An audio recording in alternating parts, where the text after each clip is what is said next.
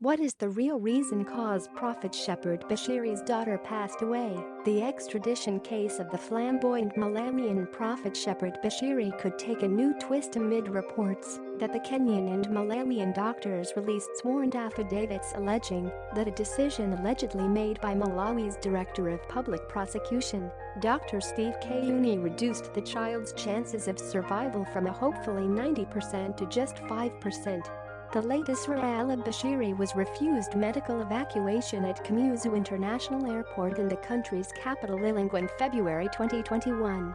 A private medical ambulance chartered by the family was turned away at the airport. Shepherd was only permitted to leave Malawi on the 25th of February after the family approached the courts. She passed on the 29th of March in Nairobi, Kenya. During her funeral service, David Gambo, Bushiri's brother-in-law, told mourners that Steve Kayuni was responsible for Shepherd's death. Everything was cleared. The ambulance was ready. But we were told that the child could not travel to get treatment.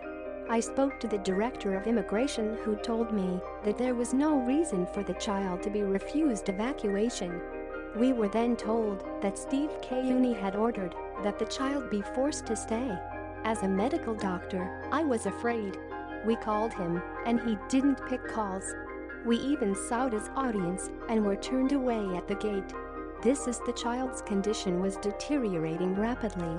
It is my opinion, as a doctor and that of others, that the delay in getting her treated led to her death," he said. Speaking at the same funeral, Shepard Bushiri absolved the government of Malawi of any wrongdoing, but said a single person was behind the block that led to the child's death.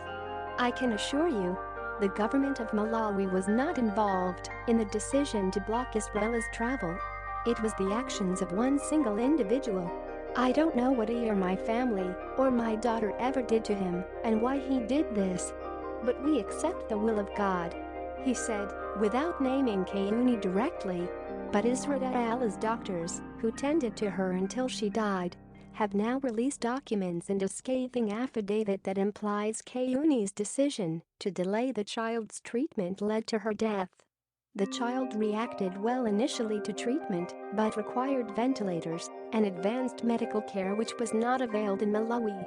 Her condition was life-threatening, but she had at least a 95% chance of recovering if she had received immediate care.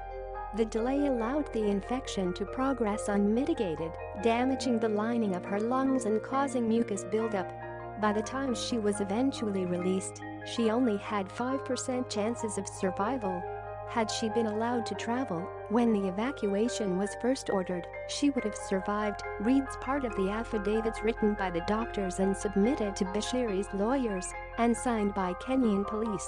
In an interview after the Bushiris appeared before a Lilongwe magistrate, Steve Kayuni pleaded no comment to questions surrounding Shepherd's death. "No comment.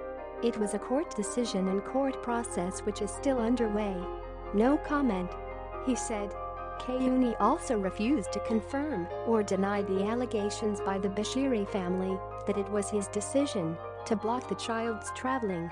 Kayuni is the lead prosecutor in the extradition case between the Bushiri and South Africa. Sources within the family stated that the Bushiris intend to lay criminal charges of involuntary manslaughter, culpable homicide, against whoever made that decision to stop the medical evacuation.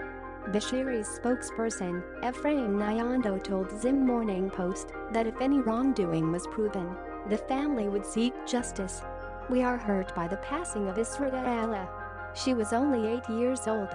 It is heartbreaking to even hear of suggestions that her passing could have been avoided. If there was any wrongdoing by any persons, then we will obviously seek justice." Meanwhile, Bushiri's extradition case was adjourned to June 04 after the courts. During the court proceedings, Magistrate Patrick Chua said the SADC protocol says it must be ratified by member states in line with their individual constitutions. The Constitution of Malawi states that any treaty in Malawi must be domesticated by an act of parliament to become valid.